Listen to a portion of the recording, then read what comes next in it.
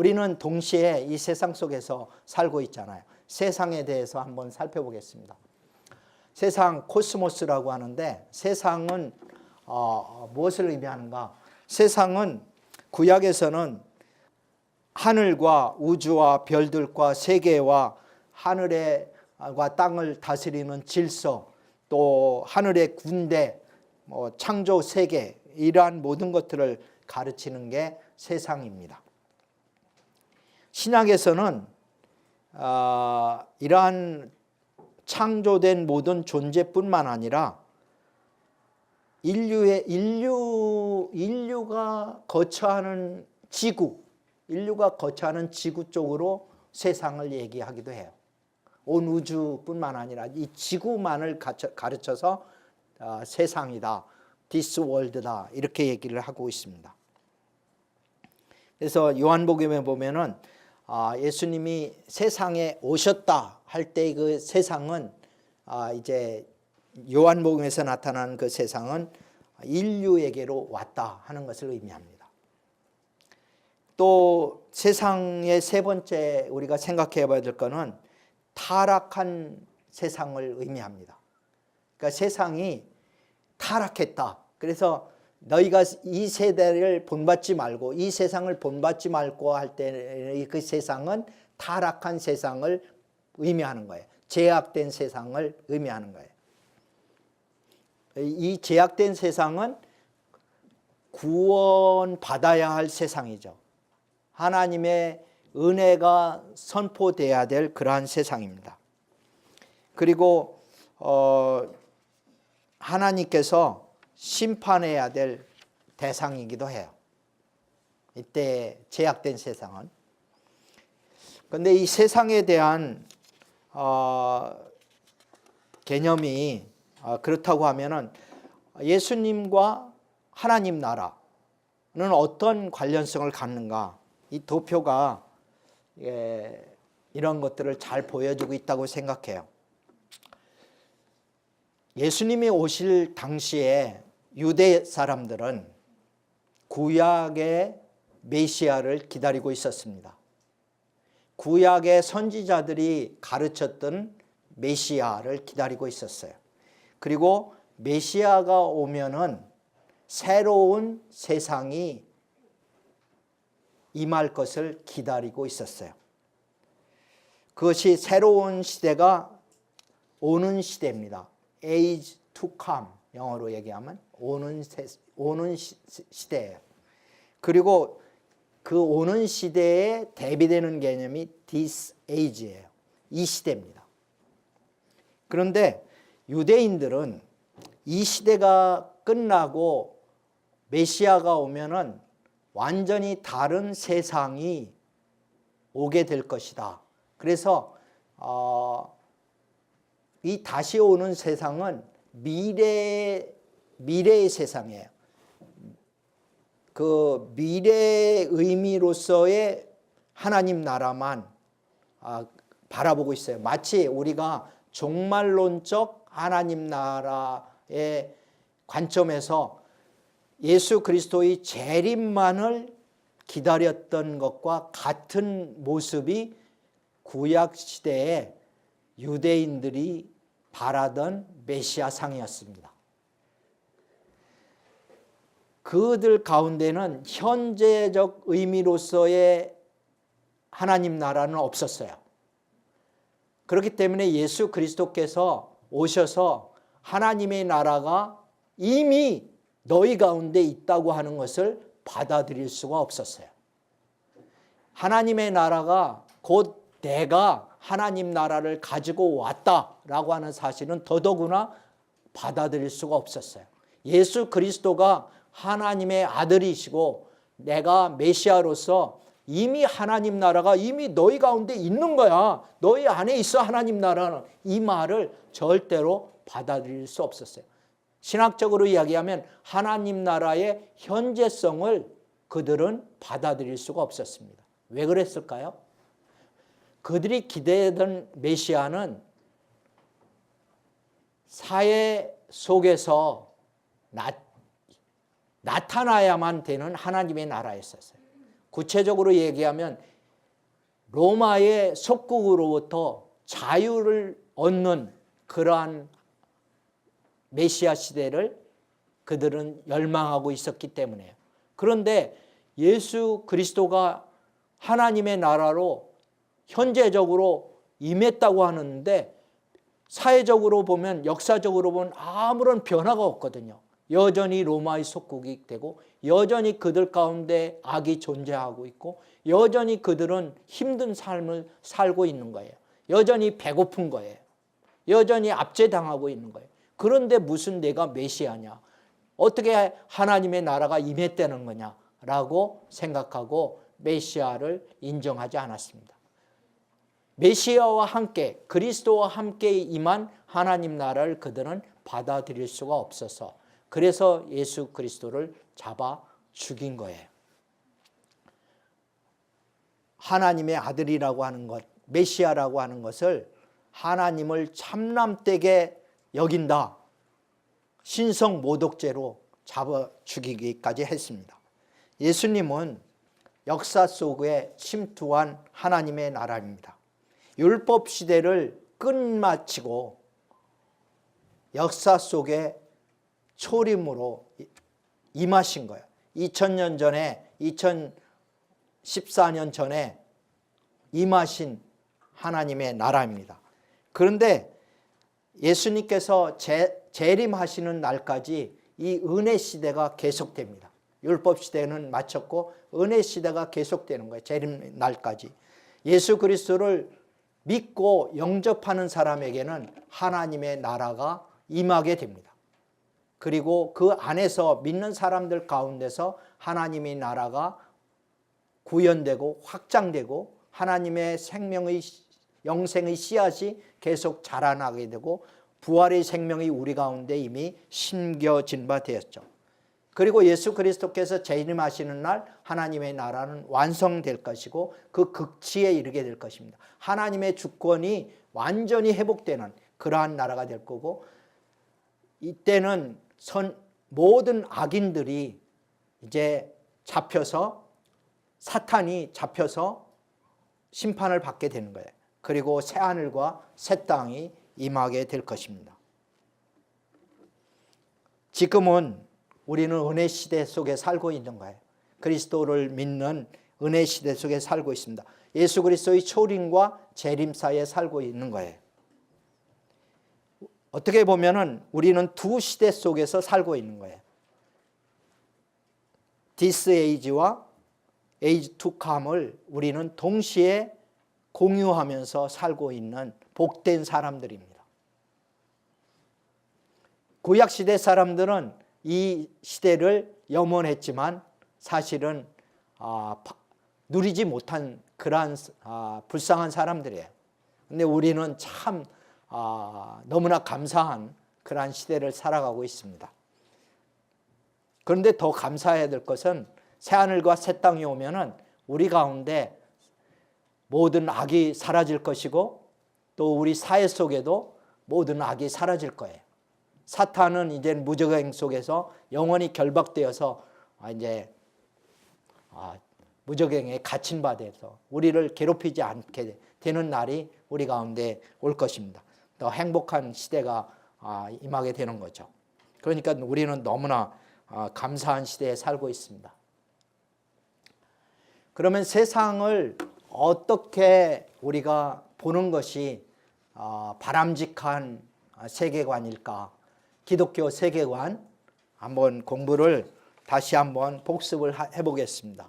우리 리더십 학교에서 기독교 세계관 공부했죠? 이거 다 오늘 이렇게 복습하는 거예요. 세상을 어떻게 바라볼 것인가? 첫 번째, 하나님이 창조하시고 다스리는 세상으로 바라보는 것이 중요합니다. 하나님은 지금도 다스리십니다. 하나님의 주권은 지금도 여전히 존재합니다. 하나님은 이 세상을 결코 포기하지 않으셨어요.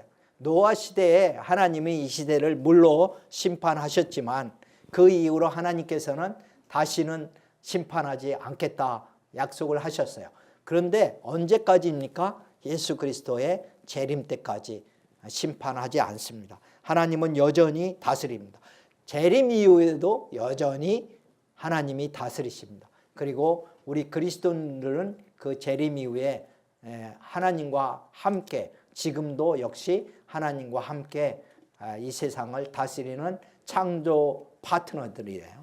우리는 하나님의 창조 하나님의 파트너입니다. 다시 한번 얘기해 볼까요? 우리는 창조 하나님의 파트너입니다.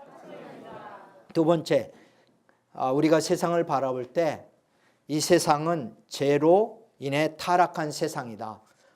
죄악이 여전히 있다. 선과 악이 공존하는 세상이다. 좋은 씨와 가라지가 공존하는 세상이라는 겁니다. 세 번째는 하나님이 사랑하셔서 예수 그리스도로 구속하기를 원하시는 세상이라는 거예요. 하나님이 여전히 사랑하셔서 타락한 이 세대를 향해서 끊임없이 하나님이 부르시고 구속할 자를 찾고 있는 세상이라는 겁니다. 하나님이 세상을 이처럼 사랑하사 독생자를 주셨으니 이는 누구든지 저를 믿는 자마다 멸망치 않고 영생을 얻게 하려 하심이니라. 그러니까 여러분들이 보면서 생각해야 될 거는 악한 세상을 보면서도 타락한 세상을 보면서도 또 예수 그리스도를 믿지 않고 죄악된 삶을 살고 있는 사람들을 보면서도 여러분들은 어떤 마음을 가져야 될까요? 그들을 미워해야 될까요? 아니면은 사랑해야 될까요? 네, 사랑해야 됩니다. 네 번째는 제자들을 파송해서 선교하기를 원하는 세상이에요. 하나님 나라로 확장하기를 원하세요.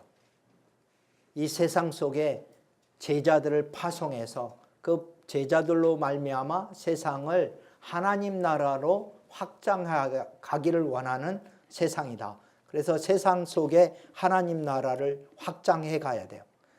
하나님의 나라가 우주 속에 물론 존재합니다. 인류 밖에도 하나님의 통치, 하나님의 질서, 우주 법칙은 존재하는 거예요. 별과 달을 하나님이 붙들고 계시는 거예요. 그렇지만 우리가 관심을 가져야 될 거는 우리는 이 땅에서 살고 있잖아요. 이 지구상에서 살고 있잖아요. 이 지구상에 하나님 나라를, 하나님의 통치를 구현할 책임을 갖고 살아가고 있는 세상이라는 거, 우리가 그러한 책임을 갖고 있다는 것을 잊지 말아야 된다는 거죠. 그렇다고 하면은 우리가 이 세상을 보는데 세 가지 모델이 있는데요. 첫 번째 모델은 세상을 볼 때 늘 적대 관계로 보는 그러한 세계관이 있을 수가 있습니다. 세상은 나의 적이야 라고 볼 수도 있습니다. 그래서 사사건건 대립하는 거예요. 선과 악을 극명하게 다루면서 대립합니다. 계속 투쟁의 대상이 되는, 그렇게 살 수도 있어요. 역사적으로 볼 때 이러한 대립이 가장 심했던 때는 언제였을까요? 이런 대립이 가장 심했을 때, 교회가 세상에 대해서 늘 대립하면서 전투적으로 살았던 때, 로마 시대. 왜 그랬을까요? 많은 사람들이 잡혀서 순교를 당했어요. 그때 예수 그리스도를 믿는다는 것은 곧 순교예요. 그래서 그때는 절대로 함께 공존할 대상으로 보지를 할 수가 없었어요. 대립이었습니다. 두 번째는 이제 중세 이후에 이제 로마 황제들이 기독교를 이제 합법화 시켰잖아요. 그 다음부터는 이제 세상의 질서와 교회의 질서가 두 개의 질서, 두 개의 왕국이 존재한다고 생각했어요. 각각 다른 왕국이고 다른 질서와 법칙이 있다. 세상은 세상의 법이 있는 거고 교회는 교회의 법이 있다라고 생각을 했어요. 그렇게 하면서 서로가 서로의 주권을 인정을 해주면서 타협하기 시작했습니다. 그래서 교회와 이제 황제들이 서로 타협을 해가면서 교황과 왕은 서로 타협을 하면서 그렇게 존재해 갔었어요. 변혁으로 보는 이제 관점은 세상 속에서 이제 현대에 오면서 이 변혁 관점이 이제 주도하고 있는데, 세상에서 우리는 건져냄을 받은 사람들이고, 이제는 건져냄을 받은 사람들이 양육을 받고 그리스도의 제자로 변화되어서 세상 속으로 파송해서 세상을 하나님의 통치 영역으로 변화시켜 가야 될 변화의 대리인들이다, 체인지 에이전트다 라는 생각들을 갖기 시작했어요. 트랜스포메이셔널 리더십을 강조하기 시작했습니다. 변혁적 리더십. 그래서 이제 이렇게 되면서 전통적으로 교계에 두 가지 스트림, 주류가 있는데, 하나는 개인 구원을 강조하는 그러한 교파가 있습니다. 또 한쪽은 사회 변혁을 강조하는 교파들이 있었어요. 그런데 이 둘 사이에 너무나 큰 긴장감, 서로가 이 긴장이 너무 세가지고 이념화되고, 때로는 네가 믿는 신앙이 진짜 신앙이나 하고 서로 배타하며 서로 이렇게 쟁투하기까지 했었어요. 이렇게 되니까 바람직하지 않잖아요. 그래서 이제 세계 복음주의 신학자들이, 또 복음주의 성도들이, 리더들이 1974년도에 스위스 로잔에 모여서 국제 대회를 했습니다. 그리고 그 로잔의 선언문을 냈어요. 그래서 그 로잔 선언문의 골자는 뭐냐 하면, 복음 전파와 사회적 책임은 분리될 수 없는 것이다. 동전의 양면과 같은 것이라서 어느 하나 강조하기보다는 균형 잡힌 신앙이 바람직하다라고 생각을 하게 되었습니다. 그게 로잔 선언이에요. 로잔 선언을 주도했던 신학자 중에 한 분이 존 스토트 목사님입니다. 영국에서 이제 복음주의를 대표하고 기독교 에 많은 영향력을 미친 분이시죠. 우리 한국 리더십 학교의 필독서 중에 하나 기억납니까? 현대 사회 문제와 그리스도인의 책임이라고 하는 책, 우리가 필독서로 다 읽었죠. 그 책에서도 우리가 이제 그 책의 일부분인데 이렇게 정리할 수가 있을까요? 크리스찬 리더십 부분이 나옵니다. 그 책에 크리스찬 리더십 부분인데, 그리스도인들은 세상의 소금과 빛이다. 그래서 소금과 빛을 성격을 네 가지로 정리를 해주고 있습니다. 즉 그리스도인들의 네 가지의 책임을 얘기하고 있어요. 책임의 네 가지 책임은 뭐냐 하면은, 첫 번째, 그리스도인들은 비그리스도인들과 근본적으로 다르다. 세상과 달라야 된다는 거예요. 다르다. 세상의 소금이고 빛이다. 세상이 어둡고 세상이 부패했다 할지라도 우리는 빛이어야 되고 세상의 소금이 돼야 된다 하는 겁니다. 그리고 그리스도인들은 두 번째, 사회의 침투에 들어가야 된다는 거예요. 소금이 쓰임을 받아서 세상 속에서 쓸모 있는 존재가 돼야 된다는 거예요. 어둠 속에 빛이 돼야 된다는 거예요. 쓸모 있는 사람이 돼야 된다. 침투에 들어가야 된다. 자신을 비우고 녹아져야 된다는 거예요. 소금이 소금대로 그대로 소금 독에 그대로 존재하는 것이 아니라 세상 소금이 쓰여질 세상 속에 들어가서 소금이 녹아져야 되잖아요. 빛을 드러낼 때 비로소 존재의 의미가 있는 거라는 거예요. 세 번째는 사회에 영향력을 미쳐야 된다는 거예요. 거기 가가지고 그곳에 어두운 곳에서 빛이 한 줄기 빛이 되면은 비치는 순간 어두움은 사라지게 돼 있어요. 소금이 들어가면 더 이상 부패를 방지하는 역할을 하게 됩니다. 그리스도인이 있다고 하는 것은 영향력을 나타내야만 된다는 것을 의미해요.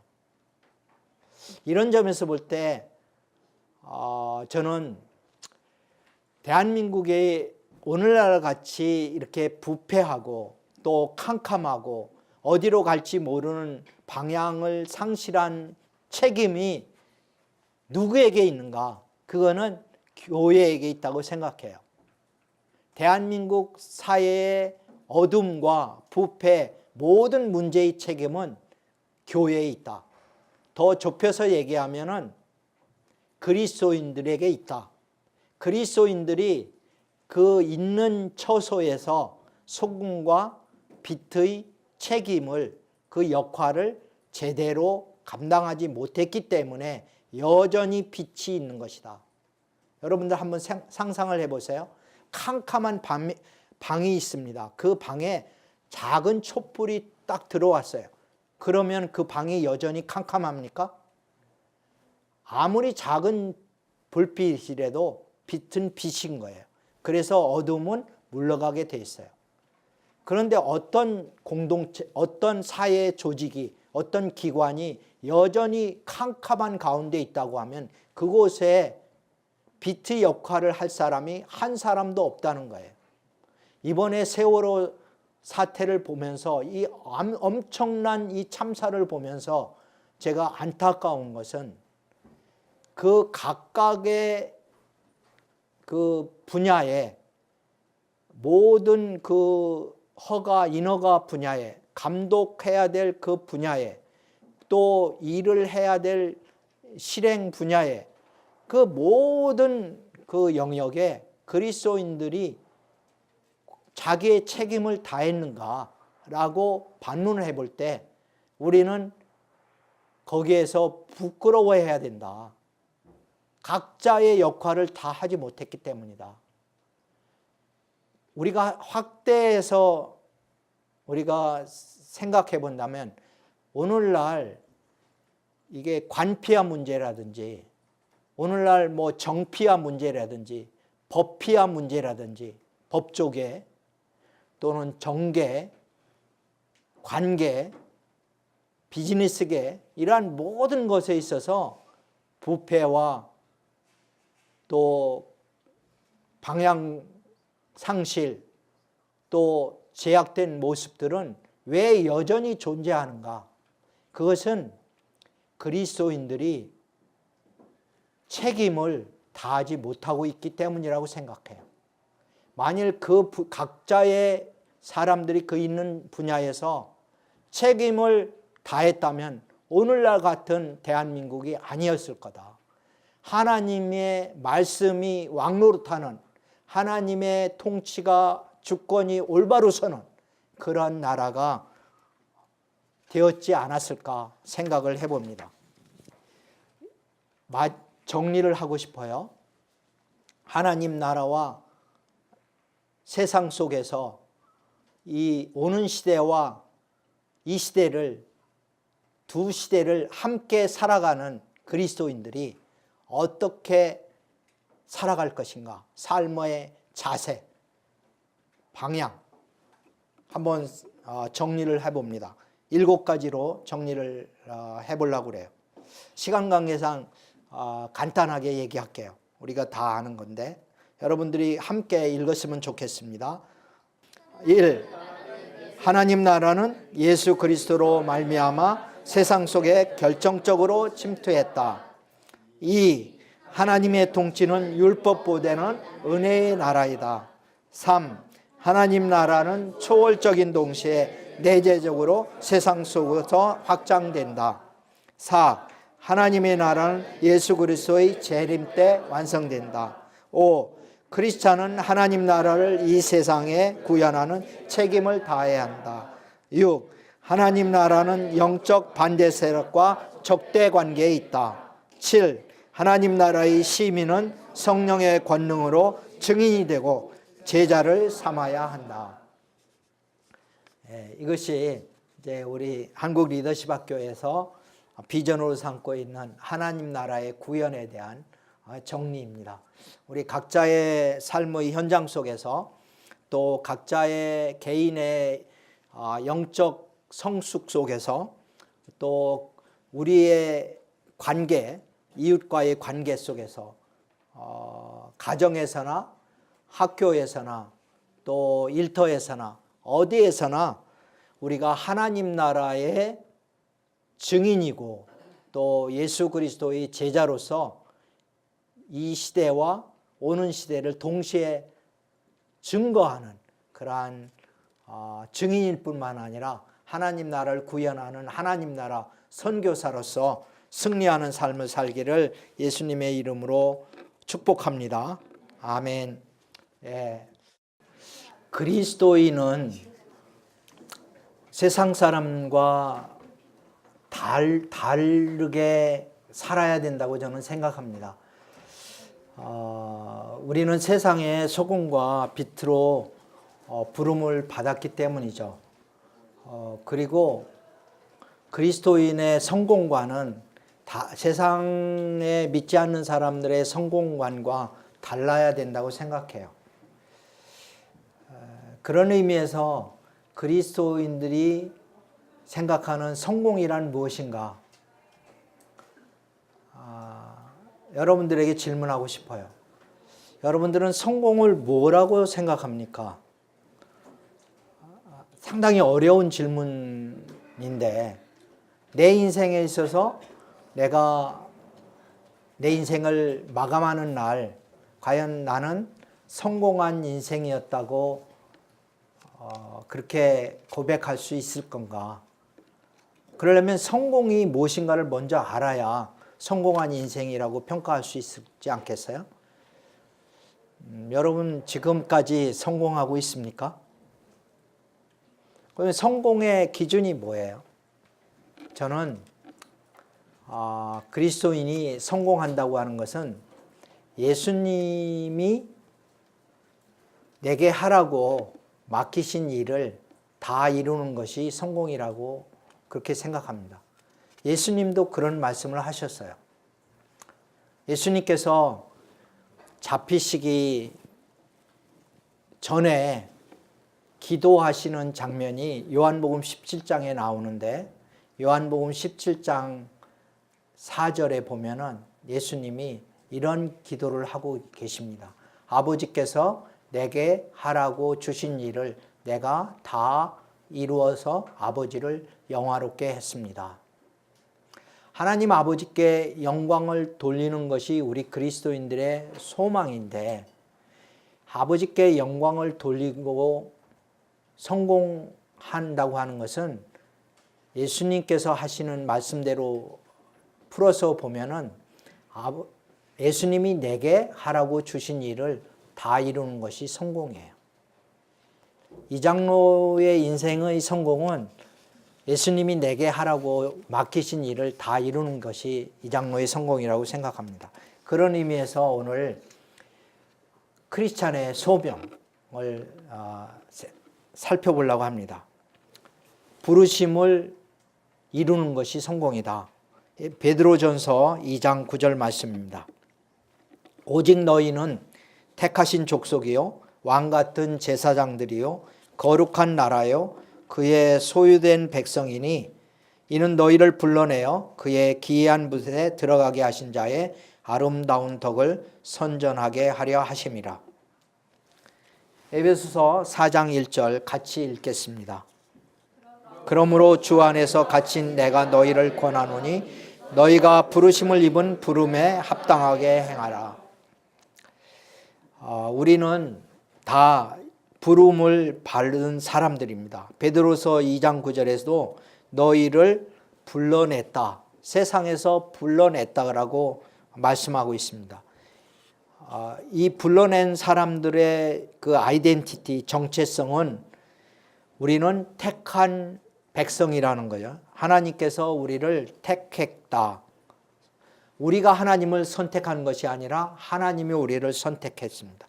그리고 우리는 왕 같은 사람들이다. 다스릴 수 있다는 사람들. 우리는 세상을 다스리는 존재들이다. 또한 우리는 하나님 앞에서 다른 사람들을 복음으로 이끌 수 있는 복음의 제사장들이라는 거예요. 구약 시대에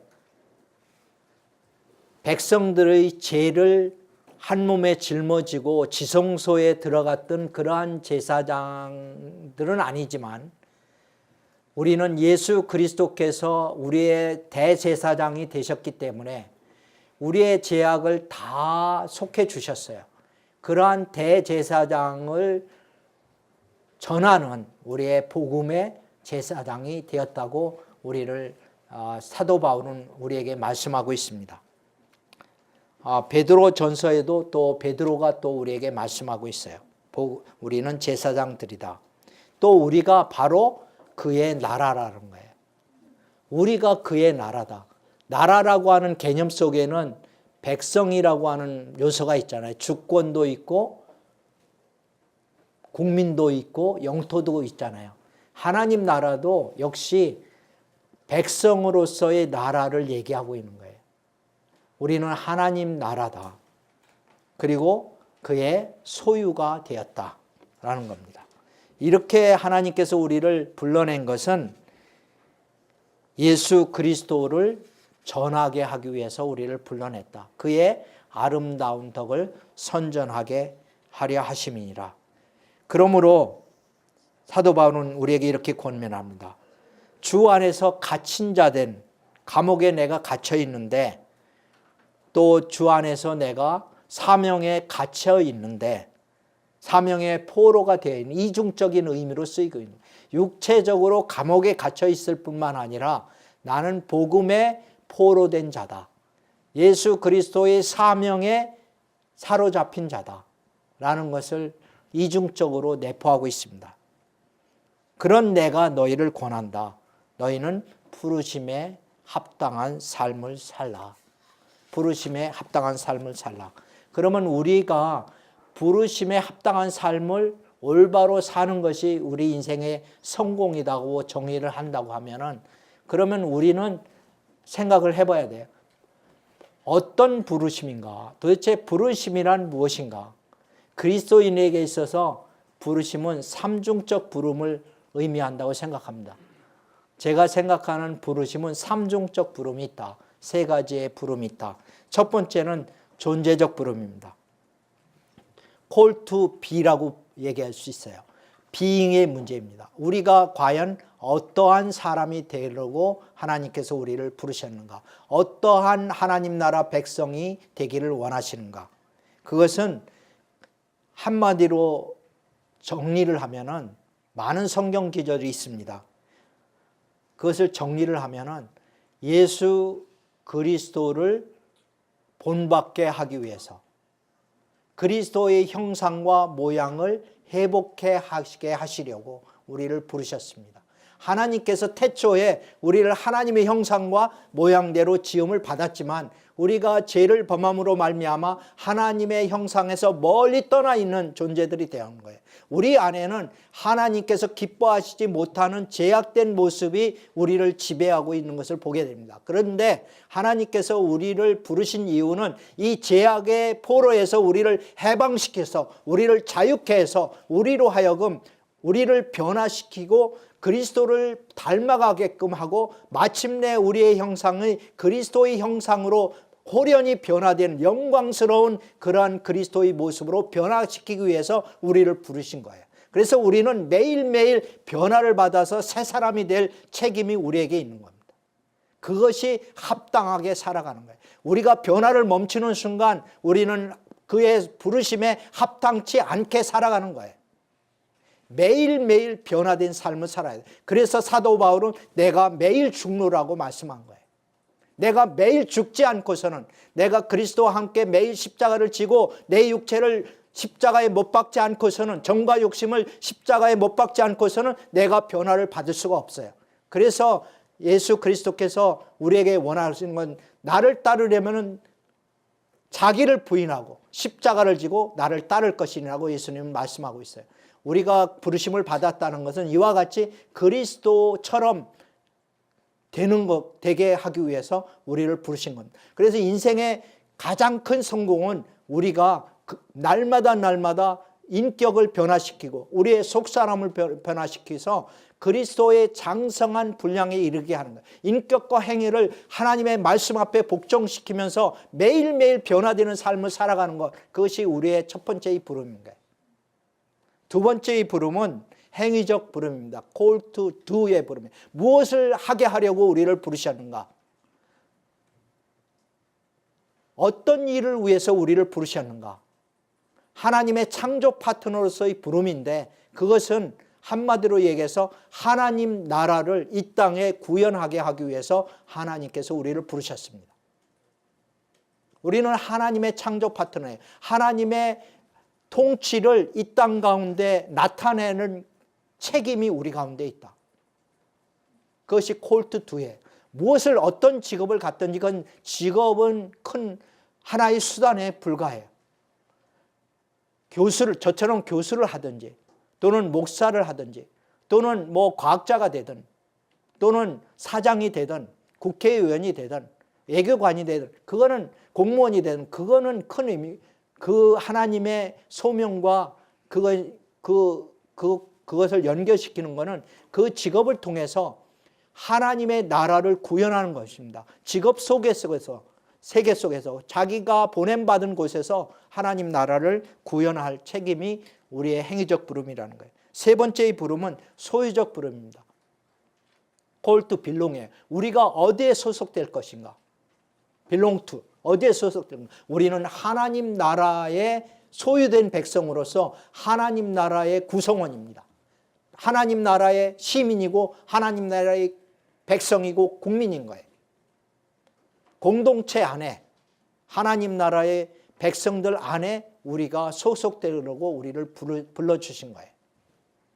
우리를 교회 안에, 신앙 공동체 안에, 넓게는 하나님 나라 안에 백성으로서 우리를 불러주셨습니다. 그래서 우리가 날마다 하나님 나라 안에서 하나님과 더불어서 살아가는 게 중요해요. 너희는 내 안에 거하라고 말씀하시는 거예요. 내 안에 거하라. 하나님 안에, 하나님의 나라 안에 거하는 이러한 삶이 우리를 부르신 예수 그리스도의 뜻입니다. 그래서 예수님께서 이제 말씀을 통해서 우리에게 권면하는 겁니다. 고린도전서 6장 19절부터 20절에 보면 너희는 너희 것이 아니라 값으로 산 것이 되었으니 그런즉 너희 몸으로 하나님께 영광을 돌리라. 제가 존경하는 또 목사님, 제가 뵌 적은 없지만 독일에서 2차 대전 때 전에 2차 대전 때 독일의 히틀러의 정권에 대항을 하면서 이제 온 몸으로 싸웠던 목사님이자 신학자가 계십니다. 그분이 바로 디트리 본헤퍼 목사님이에요. 이 본헤퍼 목사님께서 소명과 관련해서 남기신 말씀 중에 저의 마음을 뜨겁게 하는 말씀이 있어서 소개하고 싶습니다.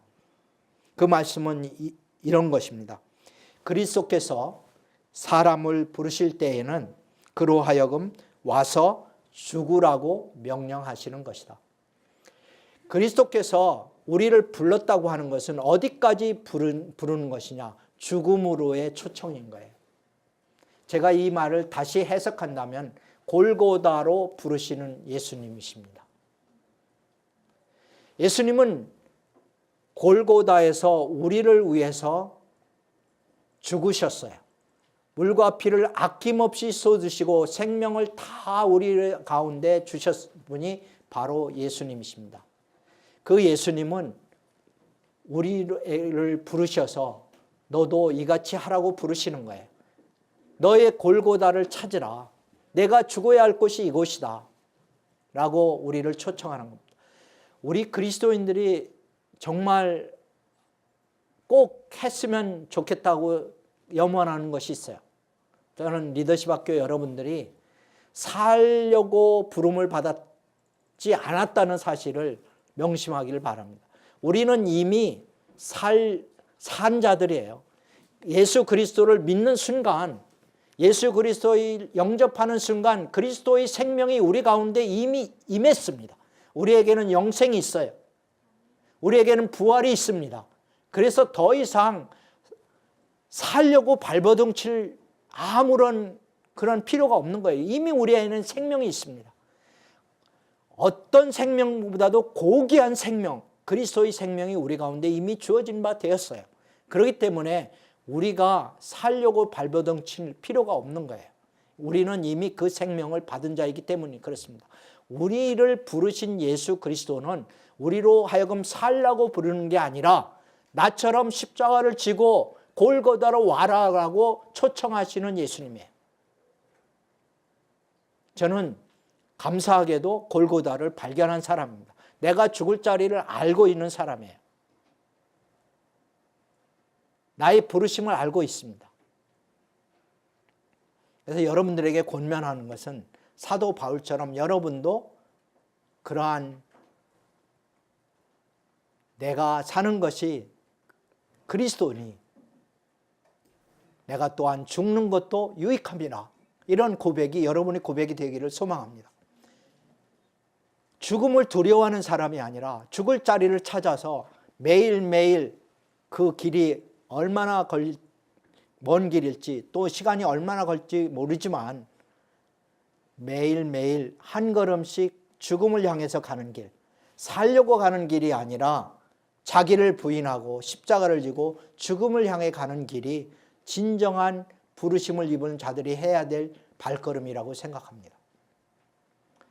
그리스도인들이 살려고 하기 때문에 문제가 있는 거예요. 무엇을 먹을까? 무엇을 입을까? 무엇을 위해서 살까? 이것만 신경을 쓰기 때문에 생활에 얽매여서 죽으려고 하지 않는 거예요. 이것이 예수님을 슬프게 하는 것이고 성령을 탄식케 하는 것이 아닌가 생각을 하게 됩니다. 예수님이 우리를 부르신 것은 궁극적으로 예수님을 위해서 십자가를 지고 골고다로 오라라고 부르시는 거예요. 여러분에게 질문합니다. 여러분은 골고다를 발견했습니까? 내가 죽어야 할 자리를 알고 있습니까? 왜 죽어야 하는지를 알고 있습니까? 아니면 여전히 미로 속에서 캄캄한 속에서 빛을 발견하지 못하고 무엇 때문에 사는지, 왜 살아가는지, 왜 또 죽어야 되는지 발견하지 못하고 살고 있는 것은 아닌지 스스로 질문해 봐야 될 것 같아요. 더 중요한 것은, 사는 것보다 중요한 것은 어떻게 죽을까입니다. 어떻게 죽을 것인가. 죽음이 삶을 평가하게 됩니다. 어떻게 죽느냐, 누구를 위해서 죽느냐가 온 인생의 성공을 결정합니다. 아무리 과정 속에서 힘들게 고난을 겪으면서 살았다 할지라도 마지막 죽음이 그리스도를 부인하는 죽음이 된다면, 하나님께 영광을 돌리지 못하는 죽음이 된다면 그 삶은 참으로 가치 없는 삶이 되지 않을까, 그것을 걱정해야 돼요.